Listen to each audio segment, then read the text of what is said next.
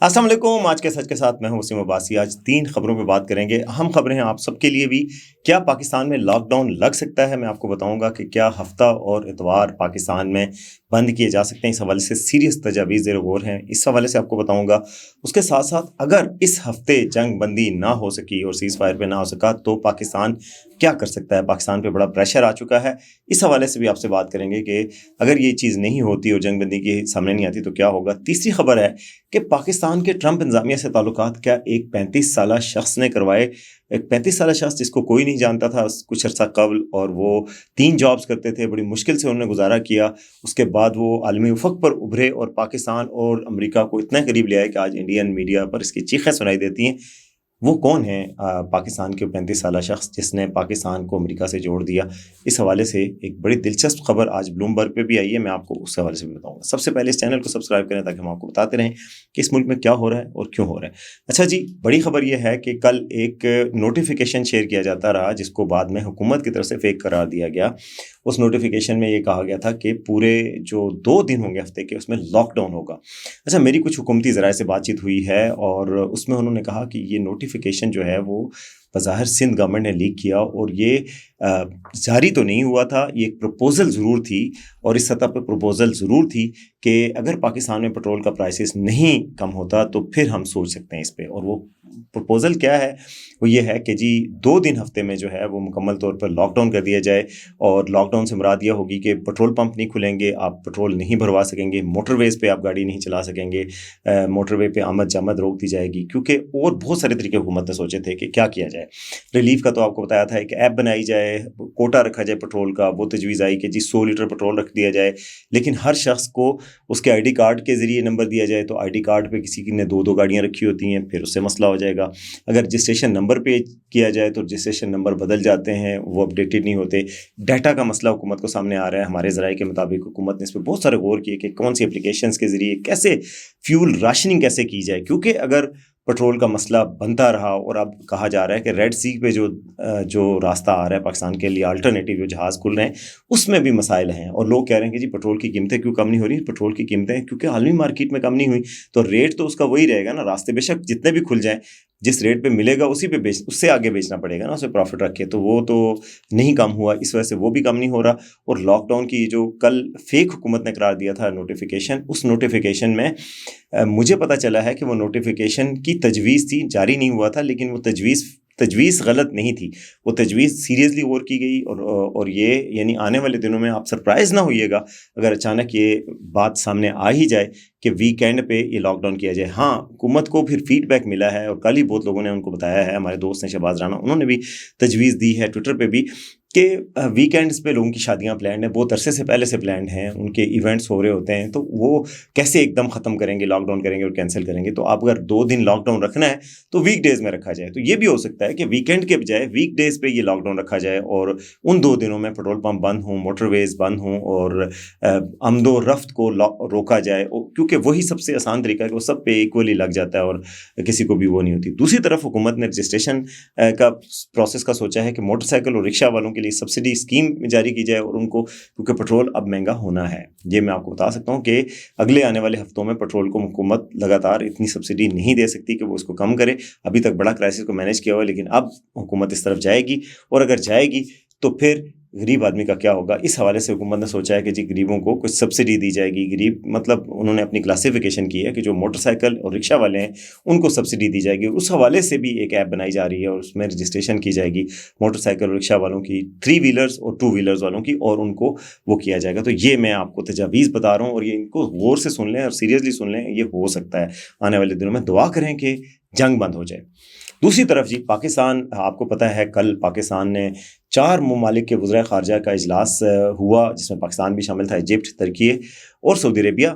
बहुत important consultation हुई, चारों कोई 80-90 मिनट तक ये बैठे रहे। इसमें आपस में तय किया गया। ये प्रोसेस 19 मार्च को शुरू हुआ था, एक मरहला, दूसरा मरहला 29 को हुआ। पाकिस्तान ने कहा है कि वो तैयार हो चुका है, अब तैयार है ईरान और अमेरिका के दरमियान टॉक्स को होस्ट करने में। आज मैं कहीं खबर सुन रहा था कि जी इसी हफ्ते में ڈیل ہو سکتی ہے امریکہ اور ایران کے درمیان، اور اس حوالے سے ہی بات چیت ہوئی ہے. کل کہا جا رہا ہے کہ کل رات کو صدر زرداری جو ہے وہ چینی ایمبیسڈر کے ساتھ انہوں نے بڑا وقت گزارا، بڑے تفصیلی، کوئی گھنٹے سے زائد کا وقت، اور اس میں بھی ڈسکشنز ہوئی ہیں. اور کل وزیر خارجہ پاکستان کے ساکھدار بھی چائنا جا رہے ہیں.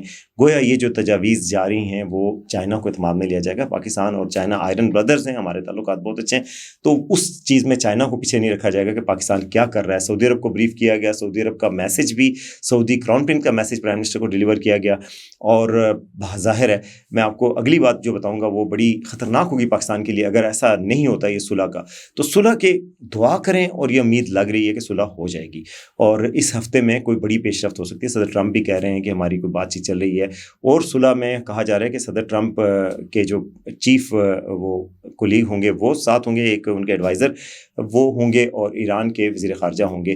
تو وہ پاکستان میں ہی، اسلام آباد میں ہی ان کی ملاقات کی امکانات ظاہر کیے جا رہے ہیں، ذرائع کہہ رہے ہیں. لیکن میں نے فارن آفس کے ترجمان سے سوال سے پوچھا تو انہوں نے کہا ان کو اس حوالے سے علم نہیں ہے، اور سیکریسی بھی رکھی جا رہی ہے. ظاہر ہے کل جو میٹنگ ہوئی تھی ساری چیزیں سامنے نہیں آئیں، لیکن اسلام آباد نے اندیا دے دیا پاکستان کے وزیر خارجہ نے کہ جی یہ ہو سکتا ہے. اور وزیر خارجہ کو شاباش دینے پہ لوگوں کو بڑی جلن ہو رہی ہے، لیکن وزیر خارجہ کو شاباش بنتی ہے. ایک بزرگ آدمی ہیں، اور وہ کل گر گئے تھے، اور وہ گر کس طرح گئے تھے کہ میں آپ کو بتا سکتا ہوں کہ فارن آفس میں جاتا رہتا ہوں، وہاں پہ ٹائلیں بڑی شائنی قسم کی اور وہ لگی ہوئی ہیں.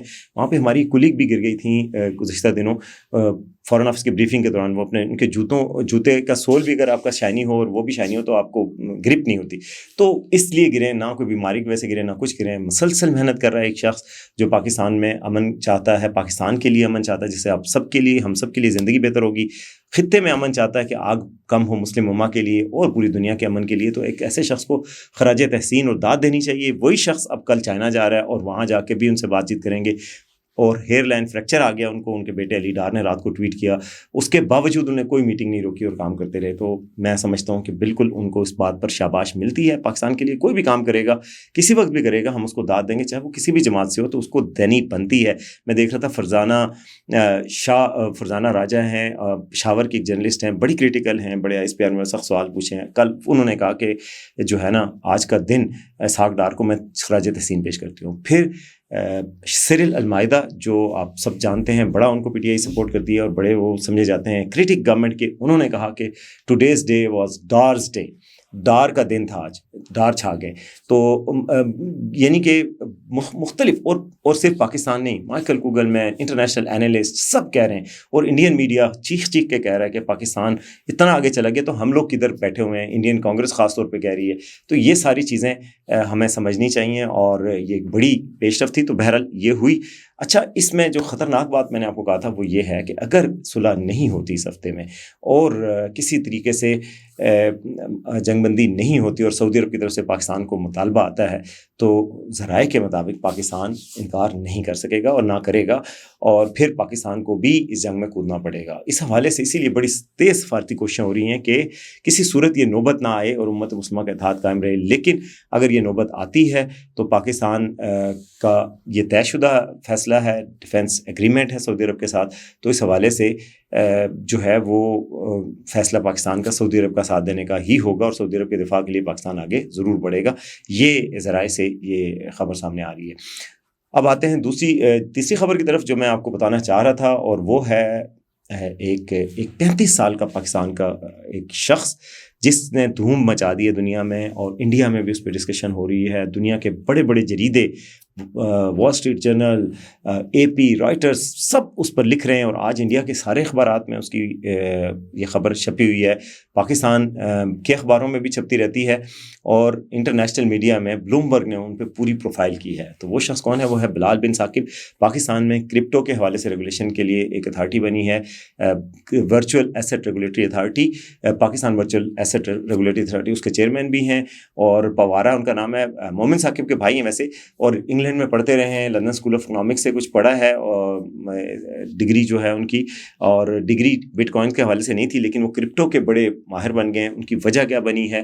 آپ کو پتہ ہے کہ اسٹیو وٹکاف جو کہ نیو یارکر ہیں اور ٹرمپ کے پرانے دوست ہیں، وہ اس وقت ٹرمپ کے مڈل ایسٹ کے ایڈوائزر ہیں. ان کے جو بیٹے ہیں زیک وٹکاف جن کو کہتے ہیں، وہ بلال بن ثاقب کے دوست ہیں، اور بلال بن ثاقب کی اور ان کی جو دوستی تھی اس سے پھر راستے بنے، اور زیک وٹکاف پاکستان آئے. پاکستان آئے اور اس وقت ان کی پرائم منسٹر سے آرمی چیف جو اس وقت فیلڈ مارشل ہیں ان سے ملاقات ہوئی، اور بلال بن ثاقب بھی اس میں موجود تھے. ان کے ذریعے پھر کرپٹو ڈپلومیسی کا آغاز ہوا، اور پاکستان نے دنیا بھر میں ایک تہلکہ مچاتے ہوئے امریکہ کے ساتھ کرپٹو ڈپلومیسی کا آغاز کیا. اسٹیو وٹکوف کے ساتھ بات چیت ہوئی، اور اس کے بعد ٹرمپ جو ہے وہ آپ دیکھ لیں کہ آپ رطب اللسان ہوتے ہیں پاکستان کی تعریف میں. اور کرپٹو ڈپلومیسی کا نتیجہ تھا کہ جو زی جے ہیں، وہ جو بائنانس کے فارمر چیف ہیں، وہ پاکستان آئے، انہوں نے پاکستان کے ساتھ اگریمنٹ کیا. ایک اور چین ہے جو ایکسچینج ہے کرپٹو کا، اس نے معاہدہ کیا. پھر پاکستان نے کرپٹو کے حوالے سے بڑی جلدی سارے لاز پاس کیے اور ان کو بنا دیا.